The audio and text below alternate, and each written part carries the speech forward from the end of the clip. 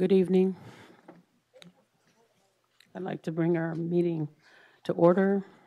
It's Wednesday, March 2022. It's just 22.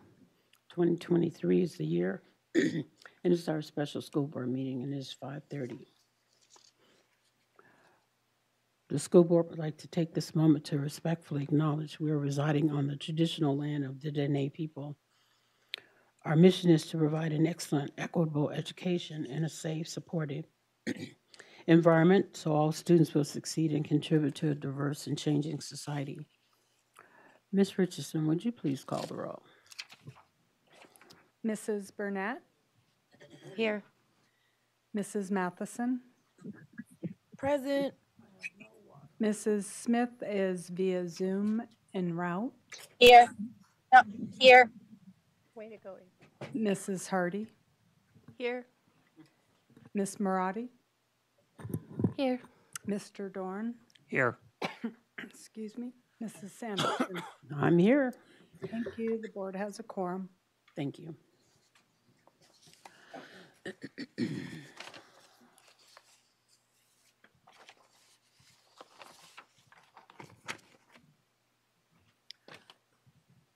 So tonight we are here to approve the recommended budget to deliver to the borough next week. The board members were provided interactive spreadsheets reflecting both scenario A and B, which came for discussion on Monday night's work session. The recommended budget memo and solution found in the board package reflects those changes. Board members have the opportunity to make an amendment that reflects items in scenario B, or other changes for consideration. Any change that are approved by the board will be reflected in an updated copy of the recommended budget memo and resolution. So our work here tonight is on that. And our motion is to approve the FY24 school district recommended budget with budgeted revenue in the form funds totaling $220,405,773. That's not how you say that. Budget expenditures in the all funds totaling $222,405,773.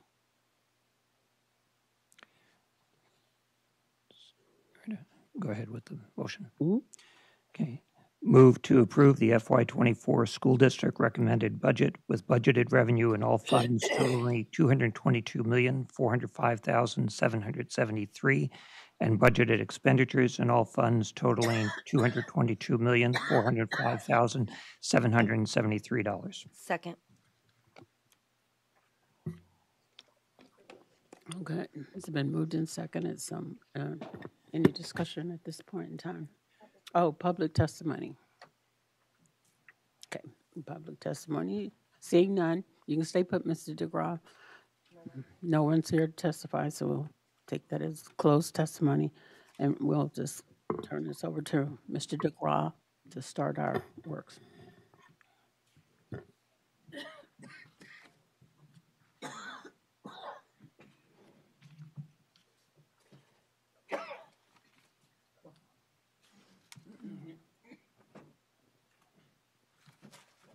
Well, if I talk, there we go. Is that there? Yeah. Yep. All right. Thank you, President Sanderson. As she just mentioned, you have in front of you, board members have in front of you, a memo from Ms. Moline outlining the changes that have been discussed. Just to be clear for board members and the public, the changes listed in the memo as well as the resolution, the motion language document that Mr. Doran just put on the floor Those are changes reflected in scenario A, what we know as scenario A. Okay, and as Ms. Sanderson mentioned, the opportunity is now for board members to make changes to that if it is so desired. So just to outline the process, if we do have changes from our baseline, which is reflected in the memo and the resolution, if we have changes from those, if those changes are minor enough, we can take a recess and I can go back and make adjustments and edits and changes, make changes to numbers and the details. If that list gets too complicated and too big and too long and we have a significant amount of changes, I would not be able to accomplish that task tonight. So, but the opportunity is there tonight for board members to further amend and progress in our work towards hopefully a recommended budget that we can approve this evening. Ms. Hardy? Move to amend the motion to reflect however the numbers work out, because we don't have those in front of us, for scenario B. Second. Been moved and seconded. Is there any discussion? Mr. Dorn? Okay. I'm going to say I'm not in favor of this. Do I get to speak to my, You want to give her a chance? don't I get to speak because I made the amendment? That's okay. Um, I'm still learning. Yeah, and I'm just moving on, so I apologize. Go ahead, Ms. Hardy, you can speak to your motion. Okay, in speaking to my motion, and I warned you guys it was going to be long last night. I am the product of our local public school system. I benefited directly from having highly qualified teachers, small class sizes throughout my education. Our Fairbanks schools prepared me to fulfill my role as both an educator and a board member. I know how to research a topic appropriately, find and understand primary sources, present a clear argument, and then cite those sources. Let me begin by providing some historical context. In 2018, the school district had a surplus fund balance of around $34 million. The need for this large surplus was explained in an internal memo on April 18, 2018 by then CFO Lisa Pierce. In the memo, it stated, to provide a consistent education program for our students, the Fairbanks North Star Borough School District depends on roughly a $2 million operating fund dollars. The challenge faced by the school district is that we have no legal ability to generate any revenue. We are entirely beholden to 3 levels of government, federal, state, and local, to provide financial resources so we can fulfill our statutory responsibility. The current challenge is elevated in that none of the governing bodies responsible for appropriating funds to education in the state of Alaska are currently functioning with a predictable, sustainable fiscal plan.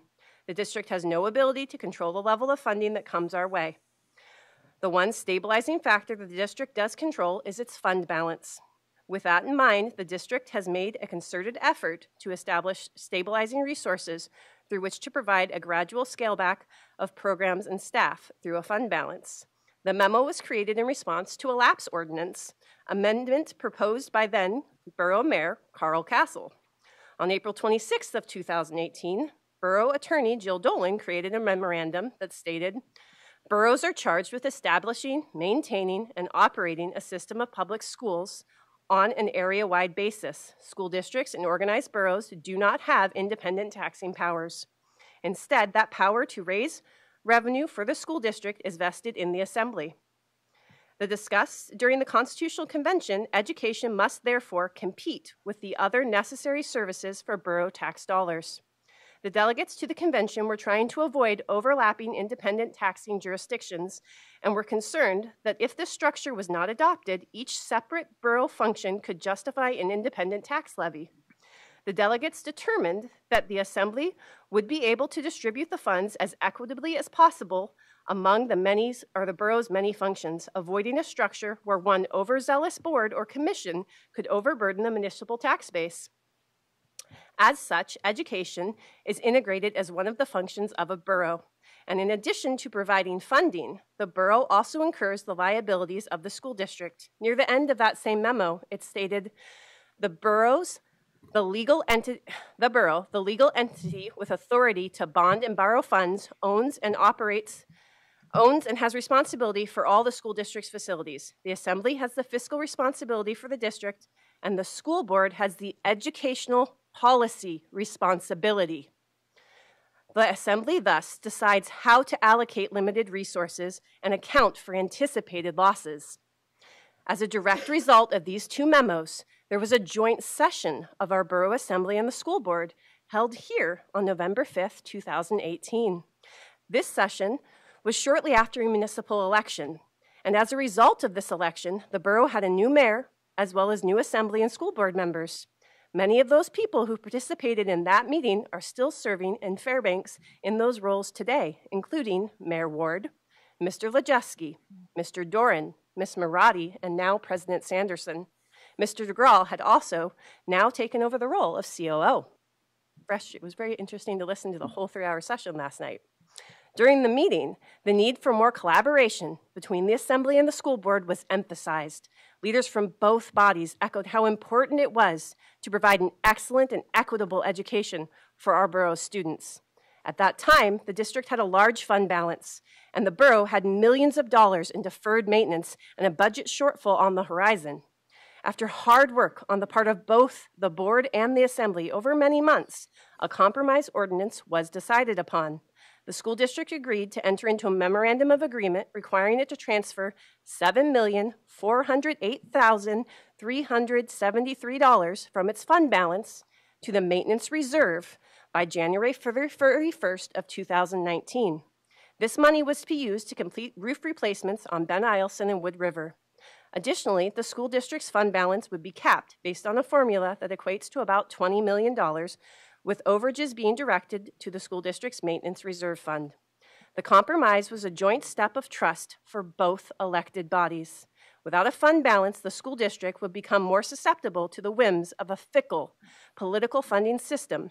But the Assembly assured the school board that as a funding body, they would be receptive to our asks and make sure that they fulfilled their statutory obligation of funding the maintenance and operations of our local schools. As mentioned before, the framers of the Alaska Constitution created this system because they felt the Assembly, as a sole taxing authority, would be best able to distribute the funds as equitably as possible among the many borough functions. And furthermore, they felt that the Assembly bore fiscal responsibility for the district, while the school board bared the educational policy responsibility. It is then solely the Assembly's duty to decide how to allocate limited resources and account for anticipated losses in collaboration with the district. In short, it is the work of the board to clearly and fully ask for what our district needs to provide an excellent and equitable education for all our students. Our role is to set educational policy. It is the Assembly's role to determine what the borough can and cannot afford to do. We are not Assembly members. Our role in the municipal government is very different than theirs, and for good reason. I ask this body to fulfill its role as an educational policy expert and pass a balanced budget that maintains current PTR for all students, as well as preserving the ELP program, because that is best educational policy. Thank you for your historical perspective and bringing us up to date and giving us the history of how we got where we are and the work that the board must do. Did you have any additional comments? Okay, I had Ms. Marotti, then Ms. Matheson. Thank you, and through the chair, thank you for that, Ms. Hardy. Feels like it was so long ago when all of that went down. I appreciate you bringing that back to the board today. I support amending the current motion to include scenario B's changes, to include adding back secondary PTR in order to keep class sizes in high school and middle school classes at their current size. Also adding back ELP teachers and increasing the local ask to the Assembly by $4.35 million in order to cover these additional expenses. This is the honest and this is the transparent ask, not the kind looking ask. I also support this amendment due to the 29 emails that we received just in the only 24 hours that the community has had to respond to these options. Also the testimony heard last night. And most importantly, I support this change, this amendment to the current motion, because scenario B is the only option that is student focused. And that is why we were elected, was to be student focused. Thanks. Thank you for your comments, Ms. Marati. Ms. Matheson? Thank you. I would like to echo Mrs. Hardy and Ms. Marati's ask. 20 years ago, my husband and I decided to stay here and raise our children here because we had one of the best school systems, and I've only seen it decline. And one of the reasons I ran for school board was because of the huge decline. And I thought that I would be able to make a difference. The difference is going to come from those who fully fund us. That's where the difference is going to come. It's not going to come from me. It's not going to come from Mrs. Hardy. It's not going to come from Ms. Marati. It's going to come from those who are going to fully fund us.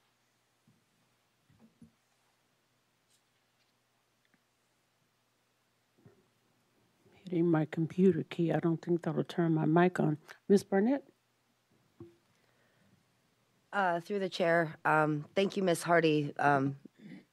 That was amazing, and the work you put in, that it really truly is amazing what you do. But I am going to be on the other side of this and say I do not support scenario B or this amendment to switch to scenario B.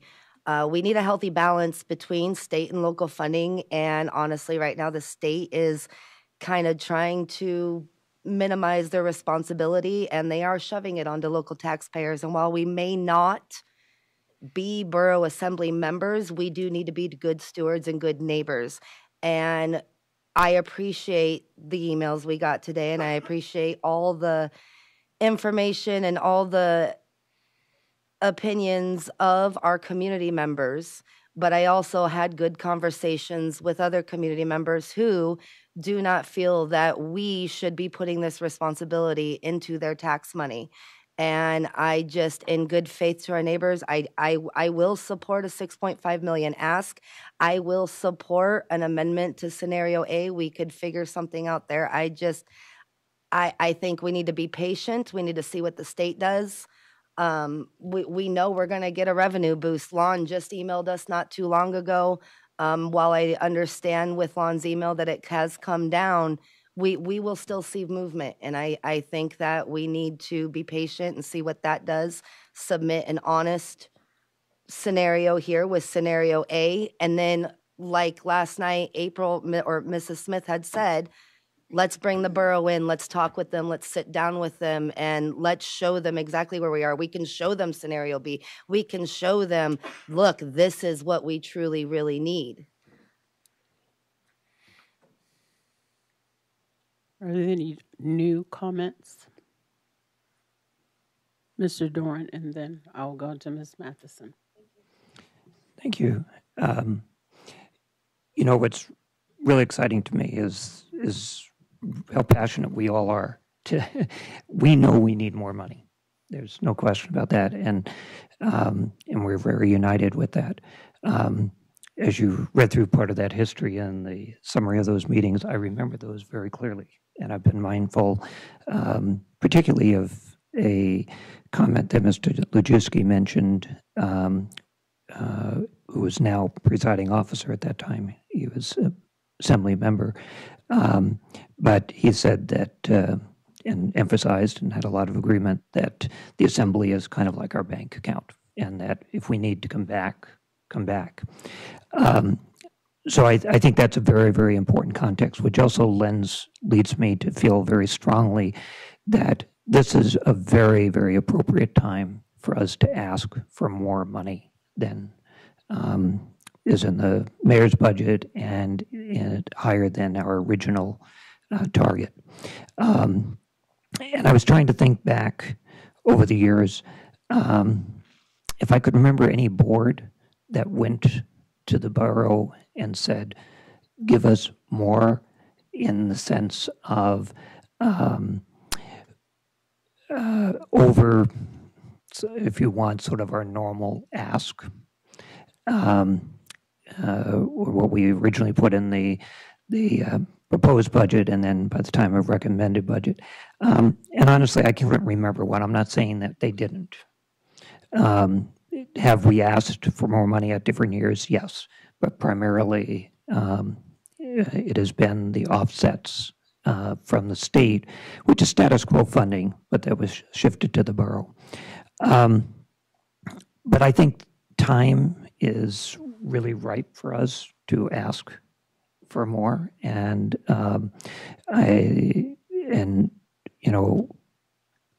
we could ask for the sky. We need more than 5 million. We need more than 10 million. We have lost and given up a lot over the last decades. And we're going to need more in the future. But when I looked at this, and when I go down that list of things we are cutting, there is nothing on that list that I would not advocate for and push for. ELP was my original one of add back. We're going to provide those services to kids. We have to come up with a good program. We haven't. There is no program so far, really, that's set. We are going to get there. I feel quite confident that we're going to hit there as we move forward.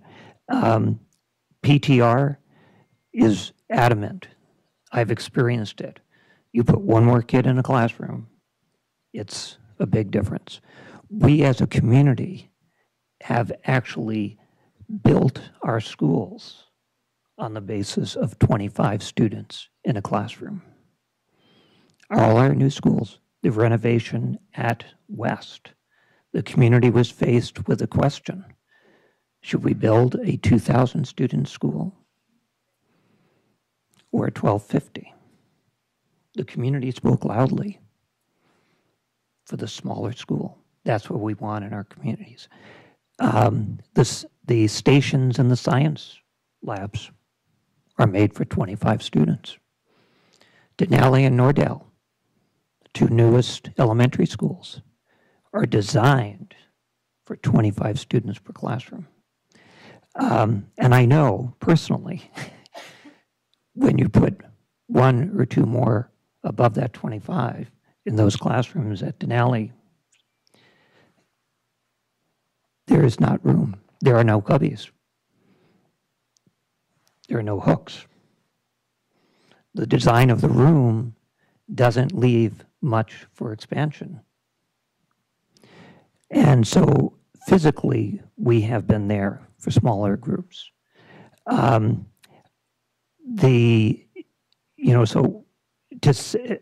There's no question in my mind, do I want to see secondary PTR go down? Absolutely. I'm going to fight to have that. Last year, we did that to hold the line, elementary and secondary. But when I looked at this big picture and I try and say, okay, what do we ask for the borough? What do we ask from the state? What can I reasonably feel confident in? I do come to the $3 million additional ask for the borough, because I think we are asking them, and we have in the mayor's budget, we have support for the $3.5 million lift that the state transfers to the borough. Other years we've had to fight for that. That's there on the table. But we need to go beyond just status quo. That only keeps us at status quo. And so looking and saying, okay, for our whole community and for our borough assembly, whom we depend on to fund us, what's a reasonable balance? Because I also think when I look at the state, and there's the whole piece that the state is responsible to fund public education. That's in our Constitution. We need more money from the state. it looks very promising to get more money. What that dollar amount will be, I don't know. If I go to, I know it's as high as $1,250 increase. Will we get there? Who knows? I think that if we look like what just came out of the House Education Committee, which is the more conservative view of it, but got a broad, diversified support for it, we're still going to be substantial. If we lower that again a little bit to, let's say, 500, that's another over $6 million to our district. We are going to need that money to put in PTR secondary, to put in ELP, to put in literacy assistance, school safeties. We can go down the list to put those, return those. We're going to need some of that money to pay for rising costs, including staff costs. Then we're going to need money beyond that. The year after, the year after, the year after, the year after. Trying to look at what the balance is, get that conversation. I would absolutely say, as we had some conversation last night, and I'll kind of wrap up my comments towards this, is that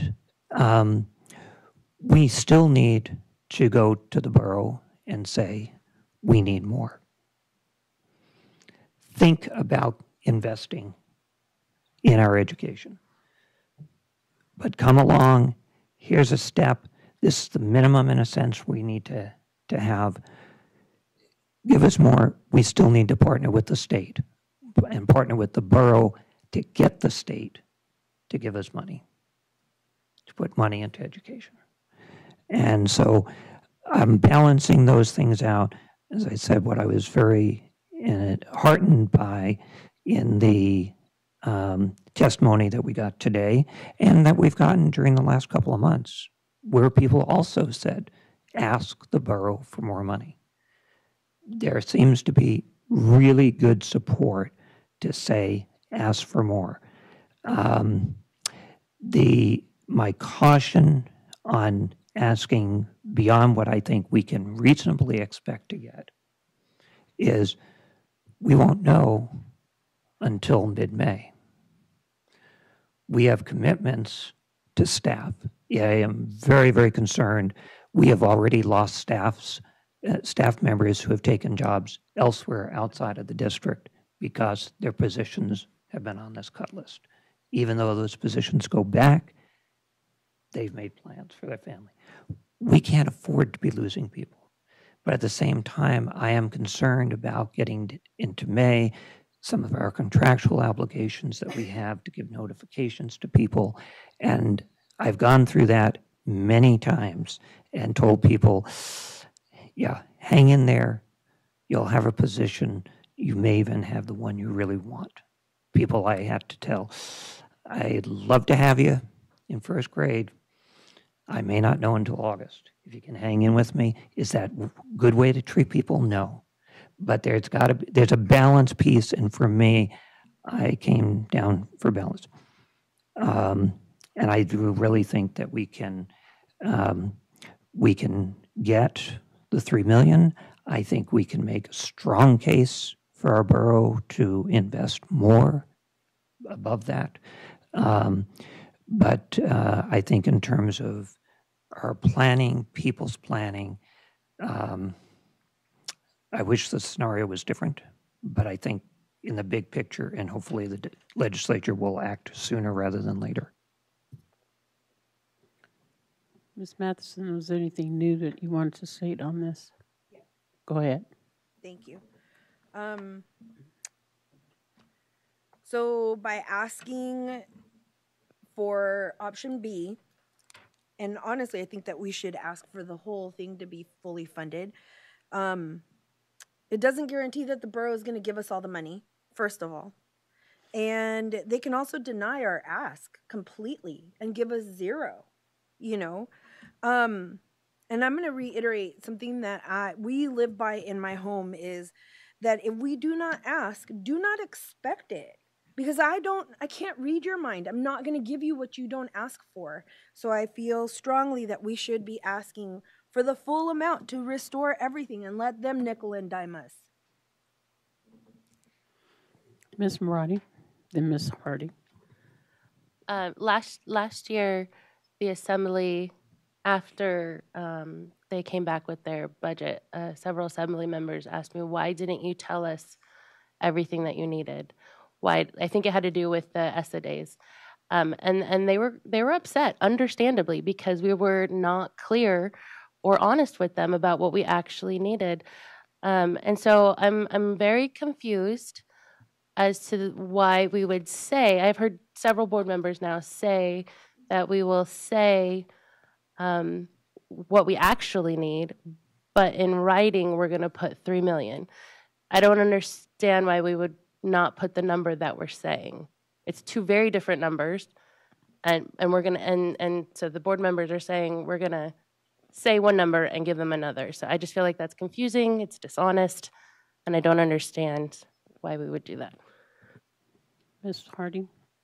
I've heard a lot of talk in this budget, and especially when it came to asking for more from the borough, that we need to be good neighbors. I was born and raised here in Fairbanks, and if there is something about Fairbanks, it's that we take care of each other, that we're good neighbors. I've been stuck in a ditch, and I can get on a Facebook page. People I don't know will come pull me out without a second thought or ask me for a penny.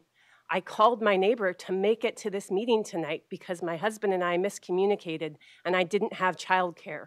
Within 2 minutes, I had somebody there to watch my children because neighbors take care of each other.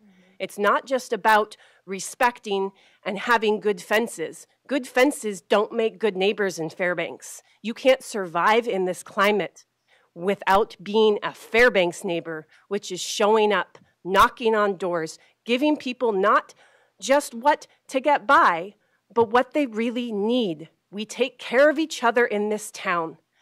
I was born here. I've lived my entire life here, and I feel comfortable asking my neighbors to take care of our kids, because if we don't take care of our kids, then what's the point? They are our future. They deserve class sizes smaller than what they currently are, but at least we can stem the tide. We cannot rely on Juneau to take care of Fairbanks. They've proven time and time again they won't. I can rely on Fairbanksans to take care of Fairbanks. The board, clearly in memos and across all conversations, is to set educational policy. It is not our role to decide how much funding we get. That is the Assembly's. That is what statute says. That is what policy says. We've been preached to last year and this year to stay in our lane. This is fully our lane. Educational policy, sound educational policy. Once again, we're choosing to ignore the voices of our public. We're choosing to ignore public testimony because we don't have the courage to ask for what we need. Ms. Marati. Oh, I'm sorry, Ms. Burnett, then Ms. Marati.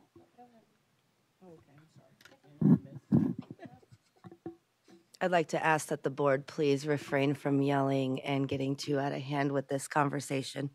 But I would like to say, in the spirit of being good neighbors, we don't ask for a full bag of sugar. We ask for a cup of sugar. We can invite the assembly here. We can give them everything.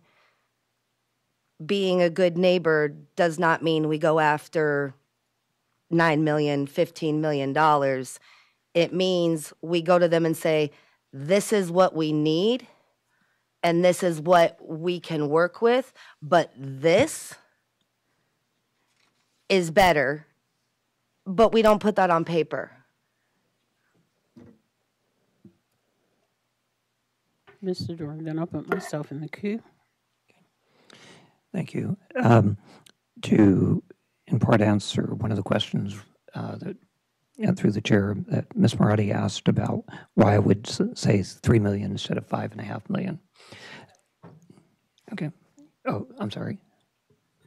Through the chair, that wasn't my question. My question was, why would we say one number and put on, I was correcting.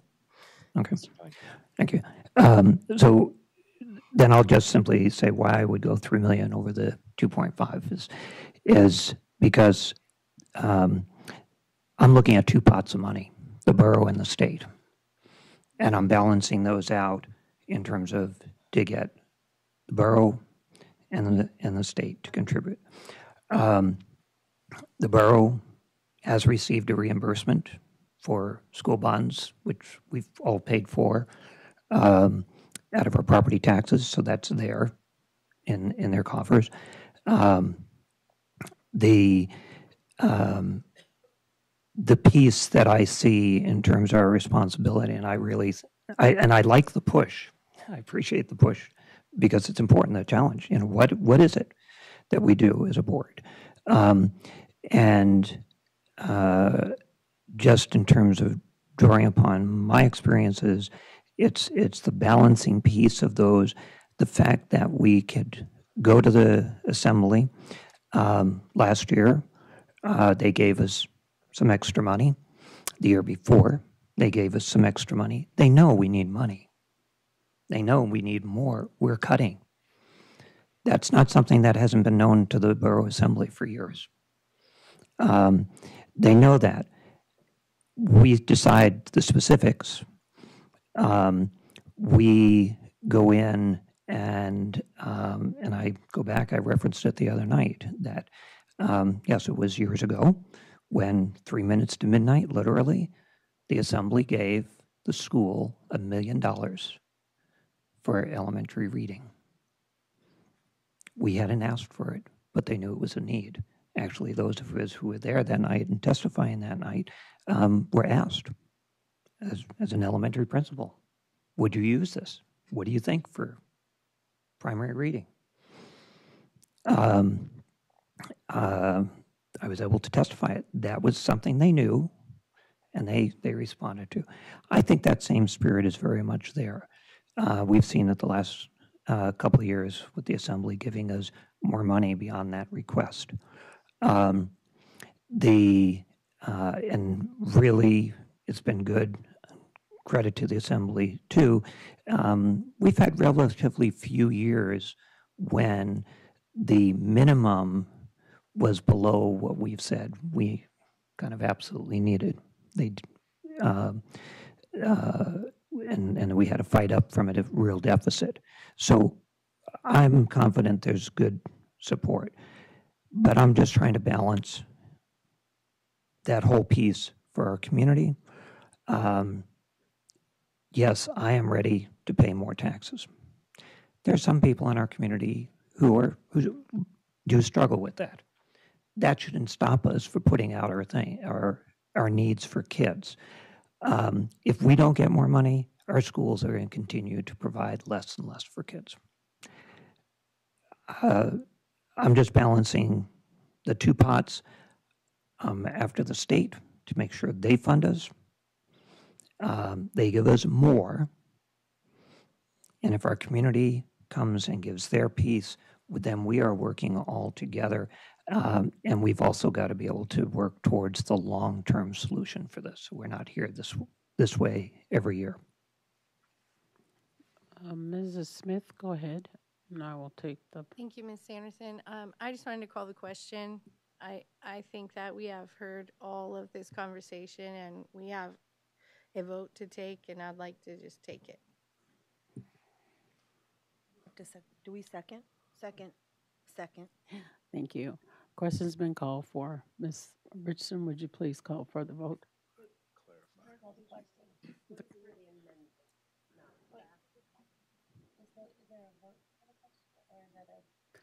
No, they just called. Yeah. Just make sure they understand what the amendment is on the floor. Right.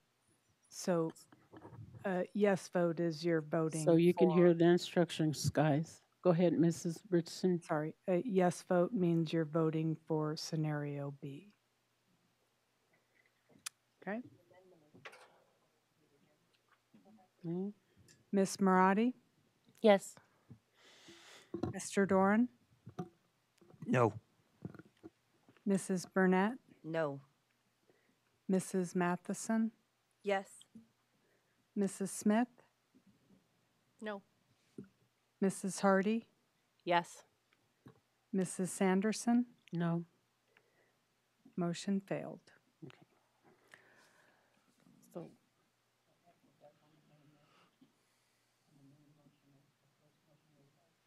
so we're back on the main motion, which was the first one we read. Mrs. Smith? Thank you, Mrs. Sanderson. In the spirit of compromise, I'd like to amend the motion to include funding ELP in our request. Okay. Second? Second. Would you like to speak to? I think we all Okay. already know why. Mrs. Dorn? Can I, through the chair, just ask the balance piece for that? Where would you're recommending we take 400? If I can read that. Increase the ask. What's your question, Mr. 468,000. Dorn?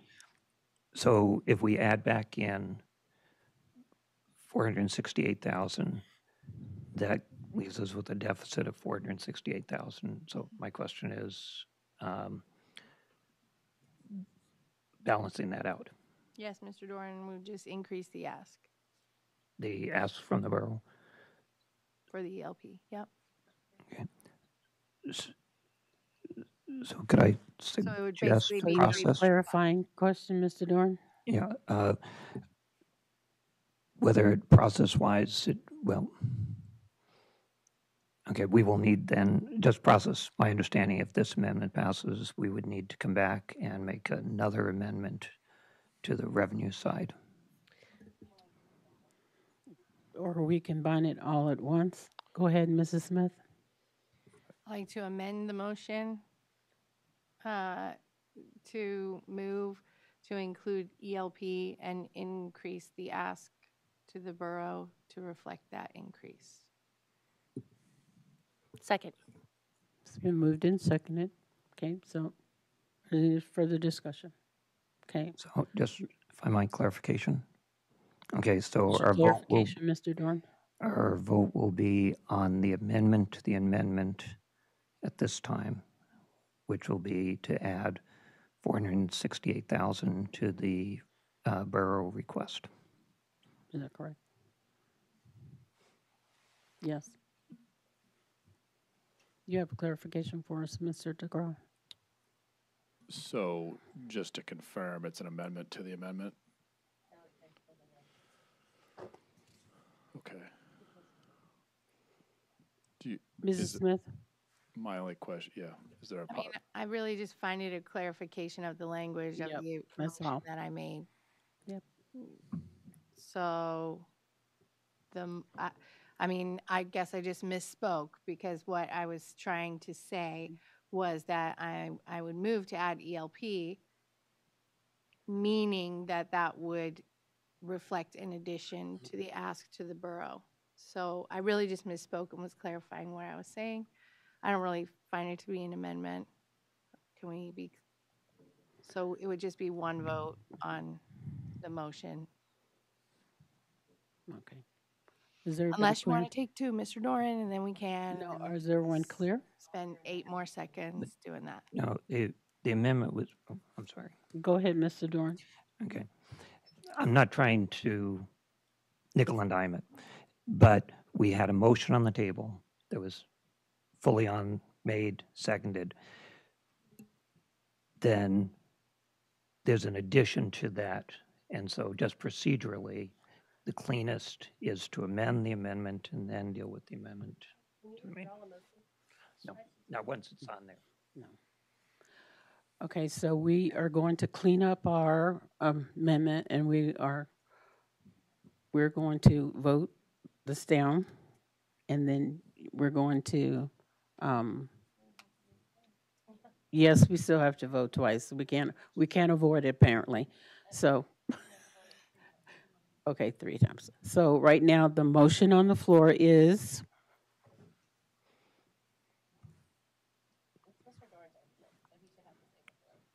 to increase the borough request by 468,000. okay, so if we are in favor of his motion, we would say yes. If we're not in favor, we would vote it down by saying no. Ms. Richardson, would you please call for the vote? Mrs. Hardy, Yes. Miss Maradi, Yes. Mr. Doran, No. Mrs. Burnett, No. Mrs. Matheson, Yes. Mrs. Smith, Yes. Mrs. Sanderson. Yes. Motion carried.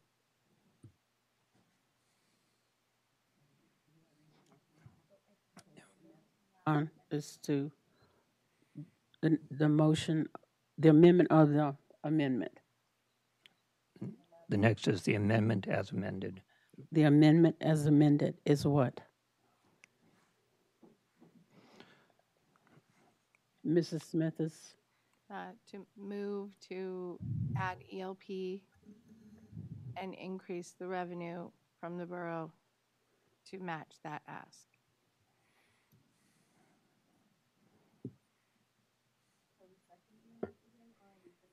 No. No. all right, so Ms. Rich, is everyone clear? So, okay, if we want this amendment, we vote it up. We don't, we vote it down. Ms. Richardson, would you please call for the vote? Mrs. Smith, Yes. Mrs. Hardy, Yes. Miss Maradi, Yes.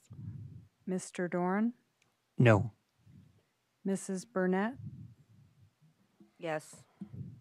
Mrs. Matheson, Yes.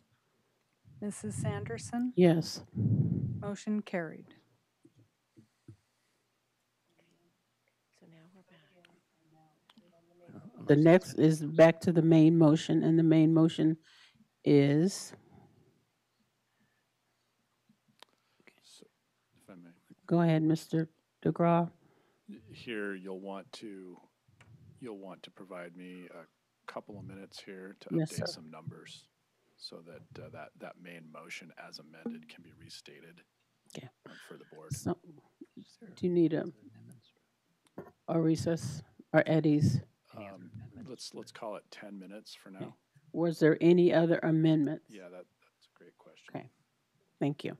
We're at Eddie's for 10 minutes.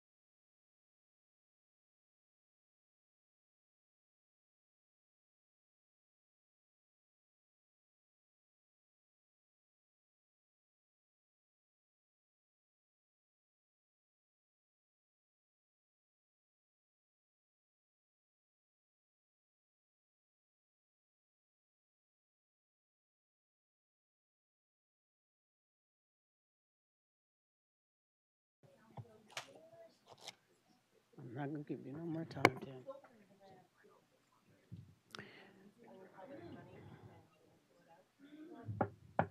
I'm going to bring us back to order.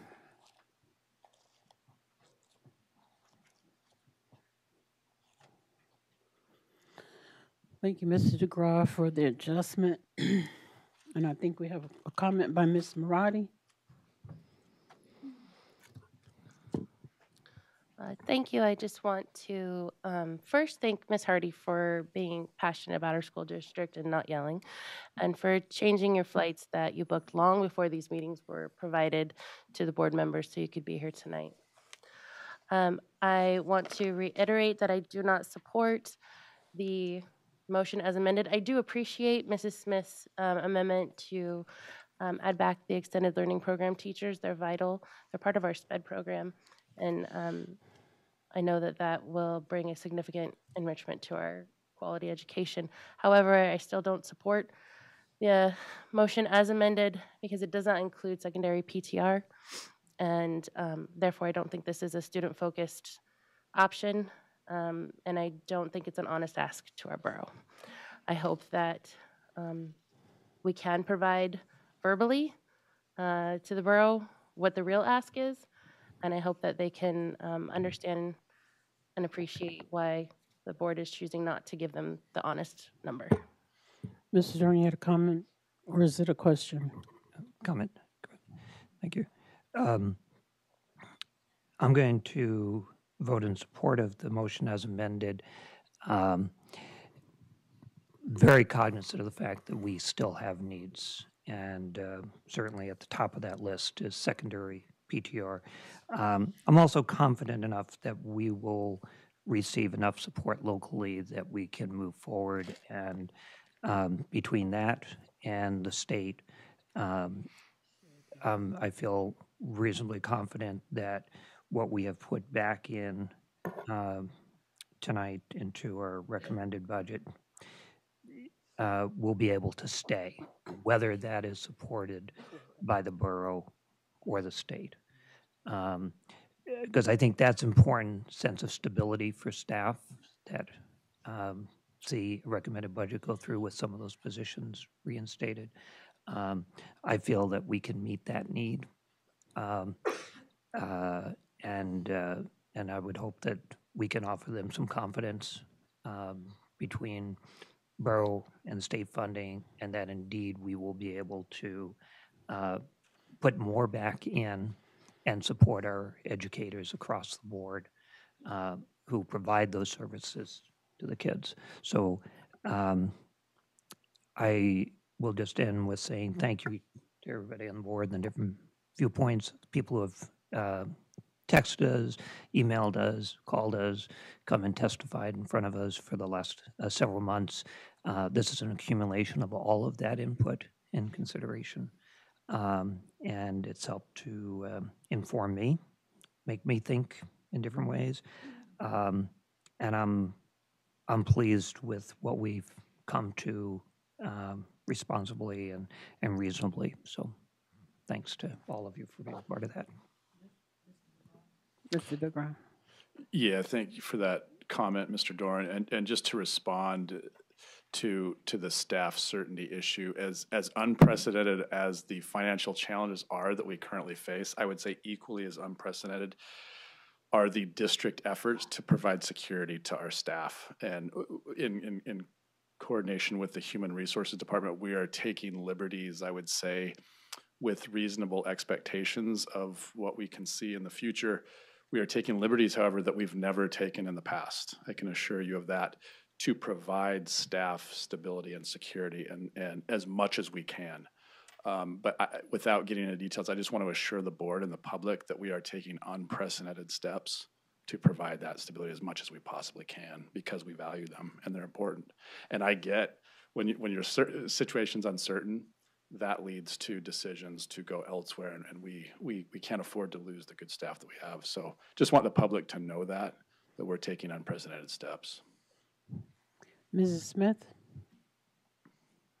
Thank you. I just want to say I feel really uncomfortable about the entire budget process, not the process that our administration has put forward to us, but about the situation that the state of Alaska and even the borough puts us into, having to sit here and have such an awkward conversation.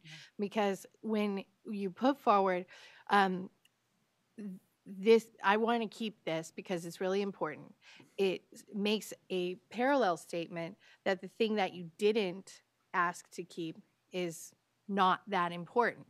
But all of these things are important.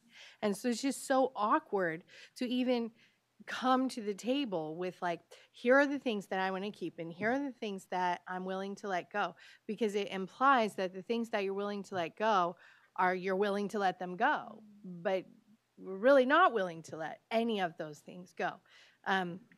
So I want on the record that it is so disappointing that our state cannot resolve this issue and cannot see, for the most part, cannot even see the turmoil that it puts the students and the staff and the community through.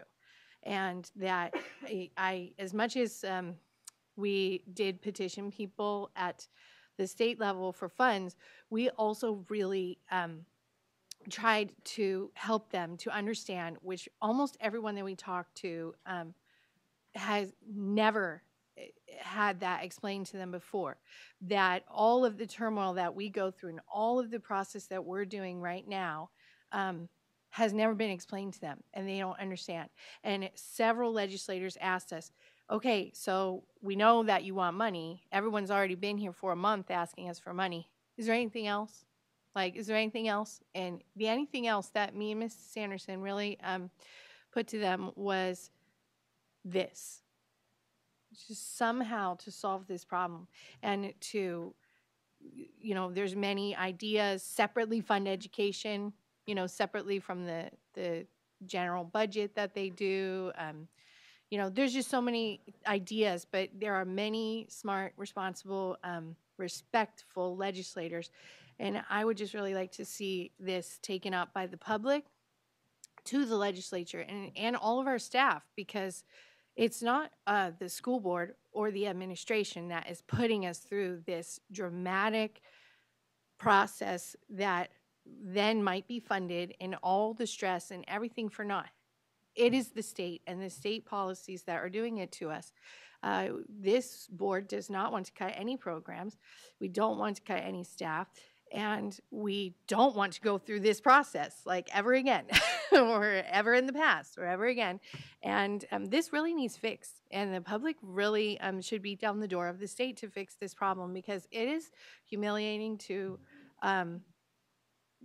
our organization and to the respect that people should have for public education. Ms. Olivia Smith. I just wanted to say earlier, I appreciated Ms. Burnett's comment about you ask for a cup of sugar and not the whole bag of sugar. I really like the way that she put that. I understand that our district has needs, but so does the borough. And with that, I'd like to say that I'm going to end up supporting option A, just because I agree with you can only take so much because they have their own needs and we have our needs, but they also have theirs. Thank you. Thank you. Mr. Dorn.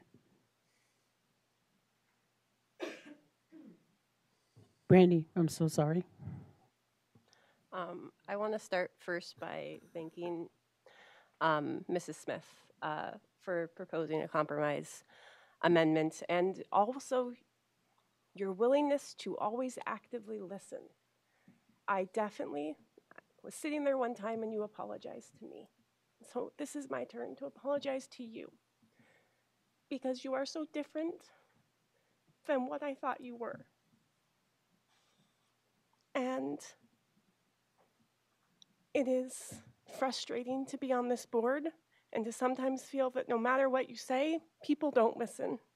They come in and they've already decided, and you cannot possibly get them to see any other way.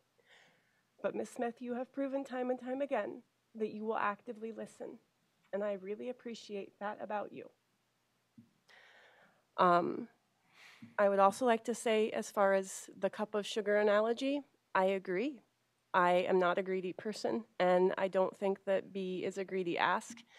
I, like Ms. Matheson, believe that you can't get what you don't ask for, and I take the oath of office I took not that long ago extremely seriously, and that my duty as a board member is not to do other people's job, it is to do my own job, and that is to be charged as an education policy leader who speaks for students. I told some people yesterday, I feel like I'm in the Lorax.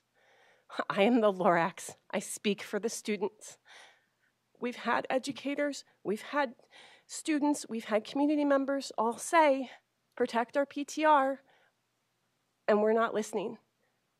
Just like the book, unless someone cares a whole awful lot, nothing's going to change. It's not. I care. I can't help but care. And to answer Ms. Burnett, that was not me yelling. Trust me, I can yell. I have autism. When I speak passionately about things, my voice rises. That was passion.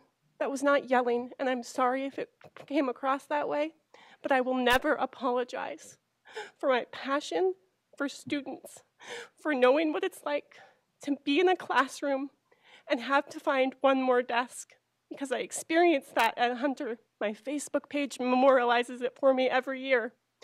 One more desk, where am I going to put it? I don't know, but it's one more desk. I know this mission because I've lived it, because I actually have had to figure out what to do with 32 kids in my elementary classroom in a high-need school. What we are doing and passing tonight is absolutely reprehensible. I will vote to support it because we have to pass a balanced budget, and there's no other way. We've already voted down the other amendment. But this is abdicating our duty, and it's wrong. And I hope that everyone listening understands that we're not putting students' needs first in this amendment. So I put myself in the queue and I didn't take that opportunity, but I do agree with Ms. Smith. When this process is exhausting, to open my computer and find almost 100 emails staring me in the face trying to figure out how to answer those things, I believe that we do need to do a different process. And I think our process, if I'm in the seat next year when we're doing this, we're going to start early. We're going to have listening sessions with the community. We will have joint meetings with the borough, and we will have our people that are impacted by this decision speaking to them, not just the administration, not just Mr. DeGraw, not just me as the board president. The work that we put forth, I was looking at the email today about the vote from the House. So apparently Representative McCormick, Prax, Suffrage, Ruffridge, and Story, they heard every word that we advocated for. They heard us and what we were asking for. They were made aware. They looked at the video. They looked at Mr. DeGraw's worksheet of the cuts that this district is facing, and they were thoughtful, they were intuitive, and they were trying to figure out what else they could do. And the other thing that Mrs. Smith and I advocated for was the timing of when we have to do this budget. You know, the timing, they take our count.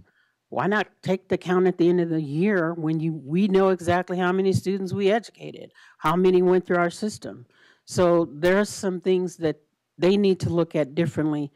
And I will just say for the listening audience, it's very difficult to advocate.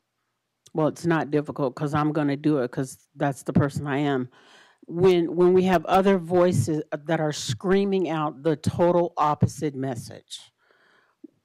The public school system is the only system that welcomes everybody through its doors. We don't care what you look like, what you declare, what your background is, how rich, how poor. If you can't read, we give you the platform, the foundation for the rest of your life. We're the only, well, I'll make a general statement and say we're the organization that does that. We open our doors to all of these little children and we take them in, we nurture them, and now the responsibility on our school systems, I mean, it's hard for teachers to teach when they have to parent, when they have to feed, when they have to clothe, and they have to protect students. The system is not broken. The system has just not been funded. It's like public education has become the enemy of somebody or something. And it's the only system where we all came out of to do the services that we are providing for our community now. I came out of a public education system out of Texas and Arizona.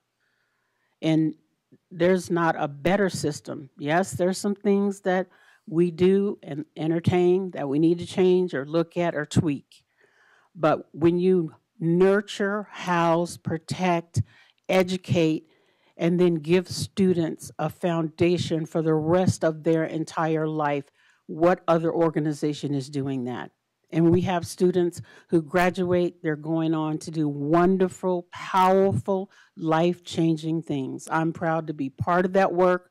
I commend the people on this board, the people sitting in this room, and our teaching staff, our support staff, and we have to continue to do things a little differently, partner sooner, collaborate quicker, and be one voice, that this is about educating. Mrs. Smith and I sat in a briefing with the two chairs, and immediately after they talked about the education component of increasing or not increasing the student-based allocation, the questions were taken, and then someone chirped and said, am I gonna get a full dividend this year?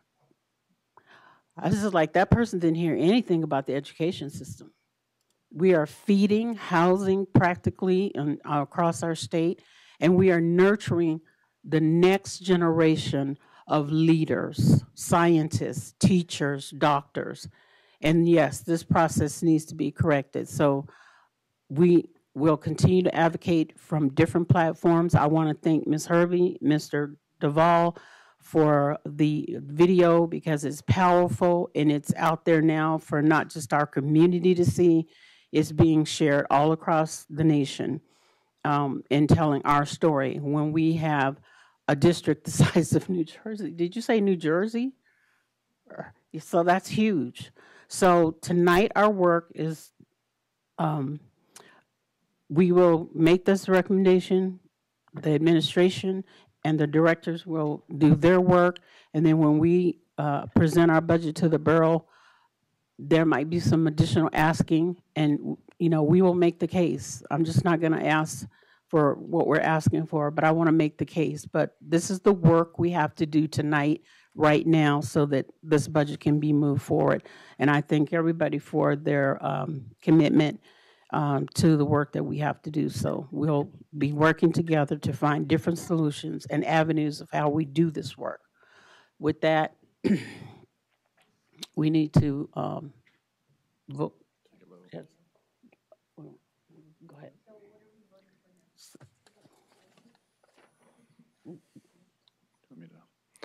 Go ahead, Ms. President Sanderson. But may I make a comment before we? Yes, go ahead. Okay, Ms. thank you. Burnett. Just wanted a chance to respond. I want to make it clear that I'm not willing to let any of this go. Ms. Hardy, I do apologize to you 100%. I get you weren't yelling. It's complete passion, and I understand you 100%. But I also would like to say that just because I don't agree doesn't mean that I'm not listening or that other members of this board aren't listening. I am listening, and I'm listening, and this is preliminary. This is a budget that we are giving to the borough. This is not set in stone. This is not what it has to be. Once the funding comes, which is May, June, we will have answers, we will know. My first priority is not just going to be the PTR, we're going to put that back for secondary. I want everything back. I want our Hutch teachers back. That is important to me. The PTR is important to me. but with this budget, we have to have consequences, and it sucks to have that notion that because I'm not on putting the PTR in right this second, that now I will be labeled as I'm not student focused, and that's absolutely not correct. So I just want to make sure we set that straight. My focus will be to get the PTR for secondary back. This is preliminary. The public needs to understand this is preliminary. We will have funding. It will come, and then we will put a budget out there that is, this is the budget we will be following. With that being said, I do support this. Thank you. Mr. DeGraw. So just to clarify what the board, I preemptive up front, I'm not a Roberts Rules expert by any stretch. However, the main motion, if I understand, has been amended for the board's reference. The new documents that you just received, the resolution or suggested language document has an updated number there from 222,405,000 and change to 222,873,000 and change, right, to reflect the increase in the ask of the borough by an additional 468,000. And then, so in the memo, it shows those details. And then the increased expenditure of the 468 for the 4.0 FTE ELP teachers. Okay, thank you, Mr. DeGraw, for that clarification. And now we will call for the vote. Move to approve FY24 school district recommended budget. What? Oh, no, we already did it. Oh, did we do that? Okay. We don't have to do that. It's moved as amended. Yep. No, we're for the vote. Ms. Richardson, go ahead and call the vote. Okay. Mrs. Matheson, Yes. Mrs. Smith, Yes. Mrs. Hardy, Yes. Miss Marati, No. Mr. Doran, Yes. Mrs. Burnett, Yes. Mrs. Sanderson. Yes. Thank you. Motion carried.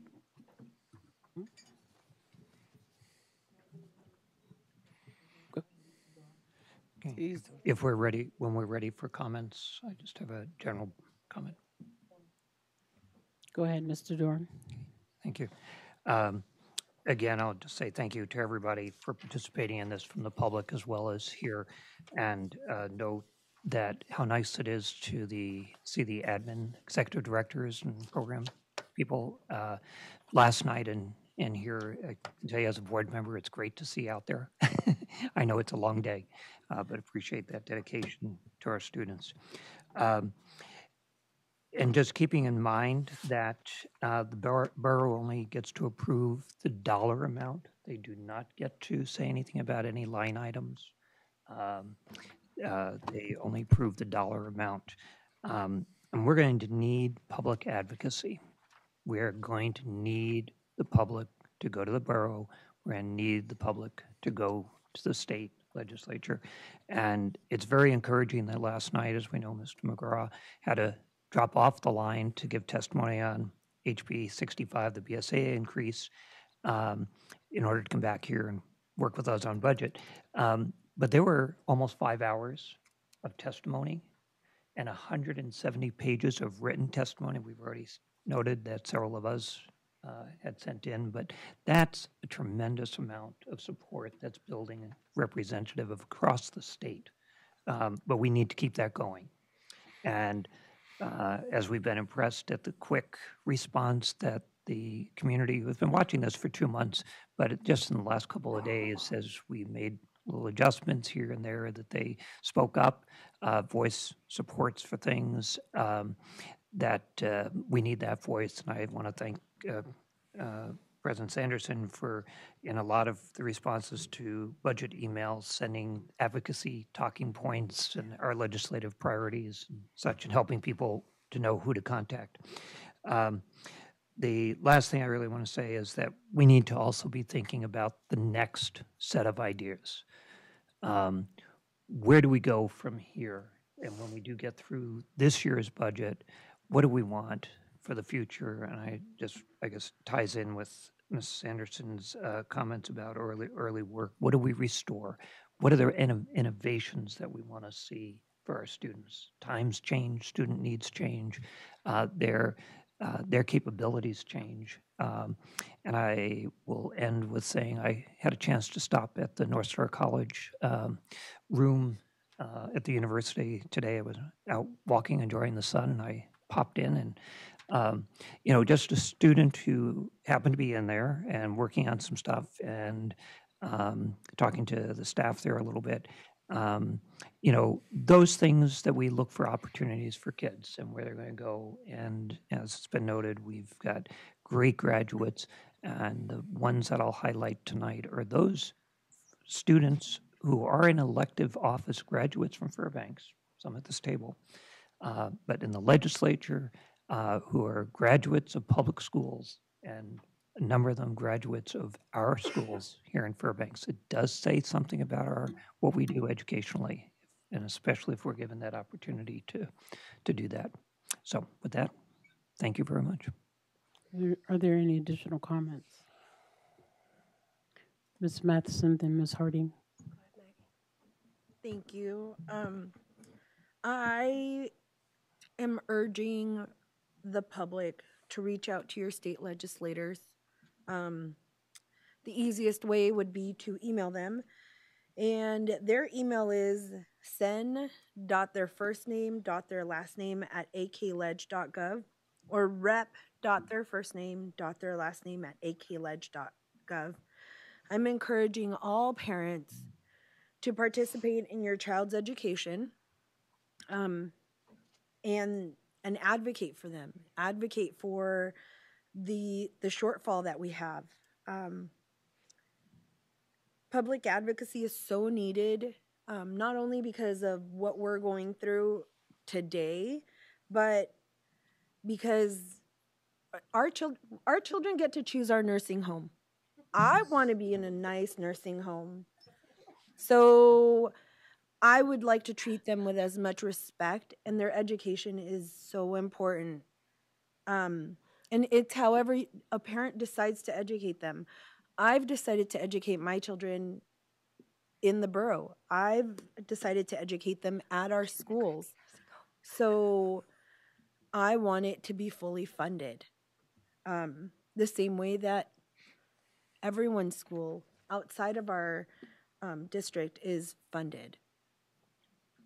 So please reach out to our assembly, and you can reach out to them at assembly.fnsb.gov and talk to our state legislators. We voted them in. They're our employees. Ms. Hardy, go ahead. Yeah, quote more books. Precision of language. So, Ms. Burnett, I am sorry if you interpreted my comment as insinuating in any way that I don't believe that you are student-focused. That was not at all what I meant. I do not question that anyone on this dais is student-focused. The ask is what is not student-focused. It was not intended to impugn the dignity of anyone sitting up here. I absolutely believe every one of us is student-focused, and I hope we've built enough relationship that you know that I mean that sincerely. No, seeing no additional comments, I would entertain a motion to adjourn. Oh, I'm so sorry. Go ahead, Ms. Smith. I just wanted to say I really appreciate the passion that both Ms. Burnett and Ms. Hardy have brought to the board in this past year. It's been really I've really enjoyed it so far. And then I also wanted to say thank you to all of our custodial staff and our maintenance staff. I've been seeing them a lot lately. I don't know if that's a good thing or a bad thing, but I've just been noticing them more. And I really appreciate the work that they're doing for this district. And then I also wanted to say one more time, remind people about the band concert on Monday. That's at 7 p.m. at Lathrop. Thank you. Thank you for that. At this time, I'd entertain a motion to adjourn. Move to adjourn. Second. We are now adjourned. Thank you for your work, board.